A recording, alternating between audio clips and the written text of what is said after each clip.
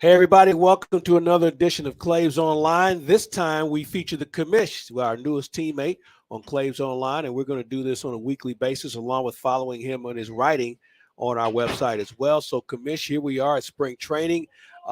We've seen a few things so far, so let me get your first impressions of what you see. Well, you'd think as long as they've been here, they would have played more than 4 games, but they haven't before today. So I think Walker's made a big impression. Home run and a double, played the field okay. Pitching wise, Michaelis was really good the first game. We haven't seen Flaherty, Montgomery, or Matson in an A game because they've been pitching on the backfield, so that's sort of a mystery there. I think they're okay. I think that some of the younger players have played pretty well. Wynn has been pretty good. You know, I don't know if he's going to hit, but he's been hitting down here. And you have the outfield derby is still kind of up in the air. O'Neill's played some center field. He'll play a lot of center field until he leaves for the Canadian team in the World Baseball Classic. But the advantage, if there is one, of him playing for the Canadian team is I don't think they're going to make it to the next round. He'll be back, yeah. You know, one of the things that I've always found interesting about spring training is how you can get people enough at-bats and enough legitimate innings.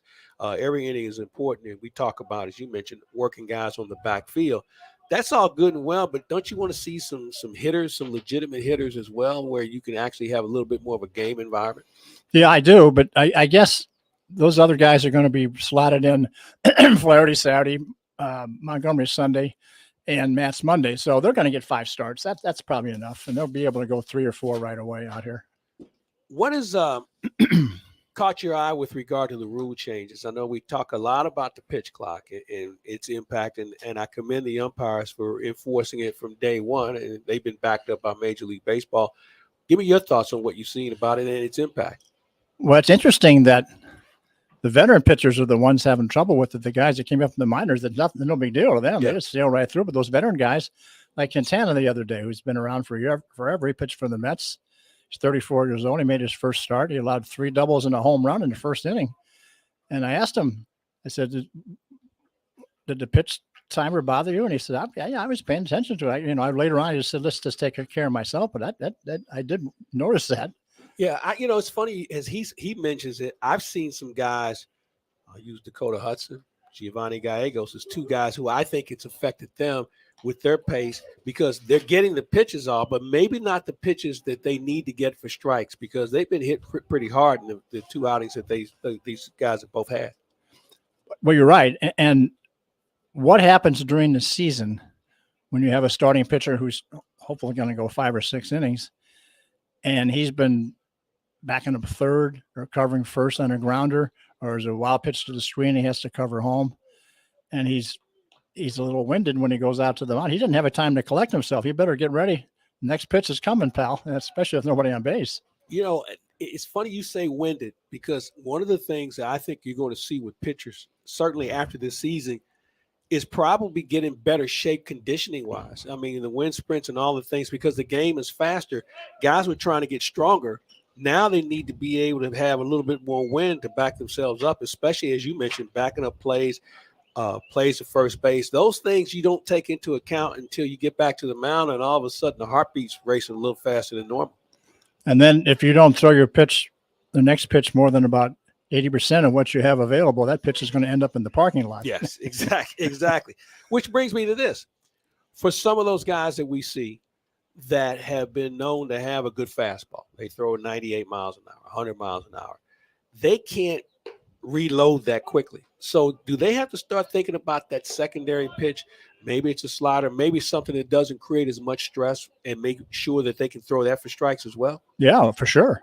Or don't let anybody get on where you have to back up any bases, Yeah, well, I think maybe I found another pitch because I don't think we have that sort of situation. All right, let's talk about the bullpen for a minute. A lot of guys that are vying for 8 spots, and you can go from one left-hander, the 3 or 4 left-handers compared to the right side. How do you think that's shaping up? Because there's some guys, and I look at a guy like Zach Thompson who's going to be fighting. I look at Chris Stratton at the Cardinals extended. I look at some other guys who have started to make their name for themselves that are going to have a say-so in the bullpen. And I didn't even include Matthew Liberatore, Jake Woodford, pitchers like that who don't have a home, whether as a starter or as a guy rolling the bullpen. Well, and the guy they got in Kansas City too. Mishevich. He's been a left-handed reliever in the big leagues. I think this all hinges on how good Cabrera is. He's the only one of that group that can stand above. If he's got better stuff than any of those guys, you know, and maybe better than anybody on the team. But he's got to get it over, and he's got to have something on it. That's still a questionable spot for me. Packy Naughton is a name that we didn't mention him. He's a serviceable guy. He probably makes their team because he can come in and start 3 or 4 innings if you need him to. If you got a doubleheader or something, or somebody's sick or hurt, and yet he can get left-handed hitters out too. So I think he's got a pretty good shot. You mentioned Liberatore and Woodford, with their ability, as it were, to be option. They're going to be. Yes. Yeah. If you have options, you might want to get to know the Memphis area really well, because there's going to be some guys that will have to end up there. And maybe they don't deserve to be there, but because they have options, it gives the Cardinals, obviously, options on what to do. Because let's face it, you can start this season with a pitching staff as it is. But I can assure you by June, if not sooner, that staff's going to change, be it injury, performance, you name it. And if these guys can be patient this year, they'll get their chances. They'll come up and down. But 4 of the 6 starters for the Cardinals, counting Hudson, are going to be free agents after this year. Now, Wainwright's going to be gone. Flaherty could be gone. Montgomery, you don't know. Matz is here. Hudson's here. Michaelis, I would think they could sign him if they have a large interest in that. I think he does too. But these guys will get their chance. I mean, too bad for Woodford, especially, who's been a big league pitcher and a good one. Liberatore has not really had any success at the big league level, and the spot starts that he's made. You know, he's been roughed up a little bit, but I like the way that he took that pitch clock on the other day and said, I got this, you know. Yeah, he was very good. That might make him a better pitcher. He was as good as I think we've seen him in a Cardinal uniform. And granted, it was 2 innings. It wasn't like he was facing murderer's row, but he was very efficient in how he went after hitters. And I agree with you. I think the pitch clock can only help a guy like that, because we see a lot of young guys who don't know what to do. They don't know what plan B is, and they kind of stand on the mound and kind of kick the dirt and look around to see if somebody can give them the right sign. But in this case, hey, get it, throw it. And that's what he was able to do on his last outing. The upside of this is if somebody gets on base, you do have 5 more seconds. But do you want somebody on base to get 5 more seconds? You don't want to have a reload thanks to a guy first, and all of a sudden you have a guy second, and all of a sudden they're all sitting in the dugout because somebody hit one out on the street. So it's one of those items that you take into account and you figure out what's the lesser of the 2 evils. Give me some other observations that have caught your eye in this brief time. Maybe not with the Cardinals. You've covered some other teams here in the spring in different venues. So give me some other items that have caught your eye. Well, surely Max Scherzer is the smartest pitcher alive. The other day, Michael Chavis, who was with Pittsburgh last year, is now with Washington. And he decided Max was taking too long, so he stepped out.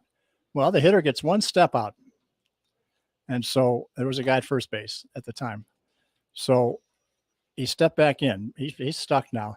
Scherzer held the ball in the stretch position for 14 seconds before he threw it. Chavis ended up getting a hit before that at bat was over. But Scherzer said, hey, this is the first time the pitchers have had the hammer, you know, and I'm going to use it. He's smart. He'll figure out something every game that will, as will Wainwright, and Michaelis. But Scherzer's had more success than either of those guys. And 14 seconds, it was counted. And then what Michael Chavis was stuck. If he steps out again, it's strike 1.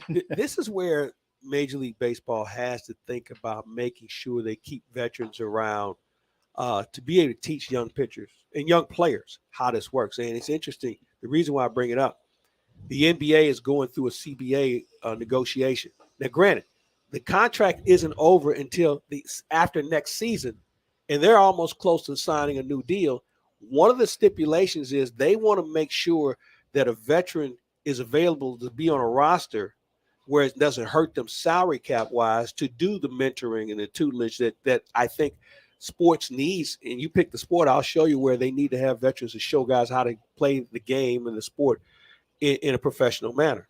That's something I think that if you have a Scherzer and a Verlander and we have a Wainwright and you look around Major League Baseball, if you have those guys and maybe there's a bat somewhere, I think Major League Baseball's got to take a long look at making sure those guys still have something to give back to the game and help the future of the game.